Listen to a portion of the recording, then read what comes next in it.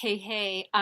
So I'm coming to you on the Saturday night before Easter Sunday, and I'm just getting ready to put my 4-year-old to bed, and then I'm going to be doing some dream heart spiraling with my daughters. We've been doing this for the past couple nights, and we've actually been revealing our dreams. Like we've seen our dream home in California. We have seen just so many amazing things. So we do this every night before we go to bed together. We reveal an aspect of our dream. But what I really wanted to talk to you about was the mistake that I made on Friday. I remember I remember writing the email. I was actually, to be honest with you, I was writing the email on my iPhone. I do that a lot.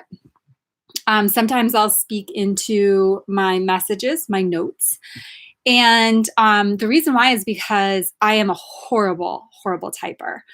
And I have so many spelling mistakes and errors. And I was trying to get the email created to send off to my assistant before the holiday weekend. And there was a gap between me communicating that the email was actually done and her sending it. So what you received was actually an email that was rushed and just in the early stages. And I'm sharing this with you because here's exactly how I processed that. It got sent to my email box, my inbox, because I receive all my emails, obviously. And I was like, oh, I forgot to do this one piece. And then I let it go. Then I totally let it go. And that was what, a day, 24 hours ago. Imagine if you could let go all of those mistakes instead of getting backed up and angry and feeling bad about yourself and feeling judged and wondering what did my I send that to my entire community. Now, what would you think if you read that, right?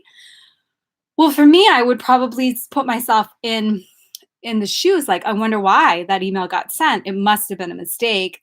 And then getting into, the forgiveness space. See, I make mistakes all the time. And for the past 3 years as an entrepreneur and as a mom, I mean, I make mistakes daily. But the difference between how I handle mistakes is I actually, they get brushed off my shoulders so quickly, and I take responsibility for them. And when you brush it off as just part of being human, and you take responsibility for the mistakes, in your own space, meaning I didn't have to come on and say, hey, I did this. You guys who read my emails and who know me and have been in my community for a long time, you understand that there's usually spelling mistakes because I don't have a proofreader, a copywriter. I'm okay with that. I'm okay with putting myself out there imperfectly because I'm a mom in real life. And I have challenges. I mean, growing up, I was an awful student. I mean, I hated writing. And I remember my mom telling me when I said to her that I was going to write books and I recently saw in a dream that I'd be creating movies. And it doesn't take being the smartest person. In fact, I was not successful in school. I was not successful really in any area of my life. But what I did was I took a risk to go after my dreams. I took a risk to step in. I took a risk to fail. I took a risk to be seen. And I took a risk to fall on my face. And I did many, many, many times.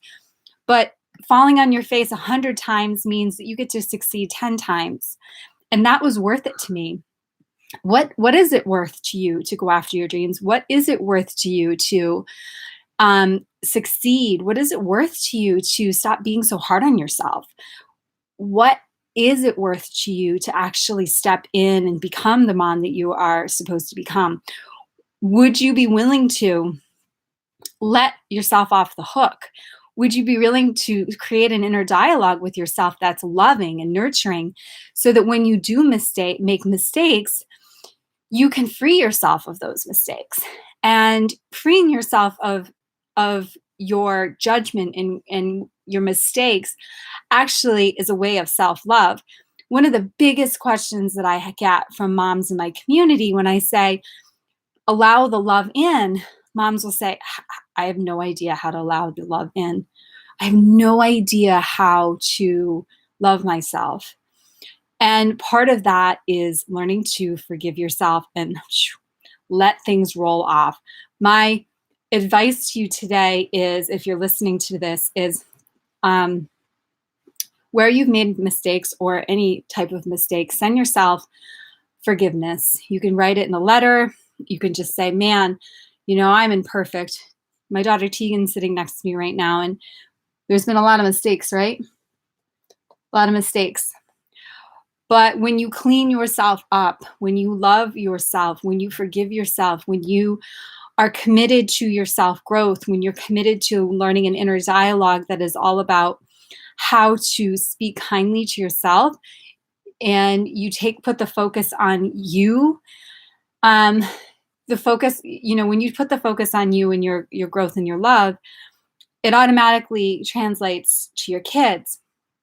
And you can get to this level of healing in your life where you're actually able to be clairvoyant, where you're actually able to start seeing your dreams, and where you're actually able to start making a really big impact with the gift that that you have in your heart. It's more about the dream that you have and what is behind the fear, because the fear that you're feeling right now, or the pressure that you're feeling for the perfection, right? I used to be a perfectionist, and it used to stop me. It used to actually create me. I used to procrastinate everything in my life, and I just put it off and put it off and put it off. And what that actually meant was that I was putting myself off. Because I was putting myself off, I was putting off the love that I could have with my kids. I was putting off the dream that I could have. You guys all want to be on camera. And when a mom actually, what's cracking, peeps? When a mom actually puts herself off, her own happiness, her own dream, her own visions, she does put her kids off. It's just part of what the truth is. And I want you to know the truth. So I'm getting ready to roll out a super powerful week. I'm sleepy. A super powerful week. Wow. Okay, now I have to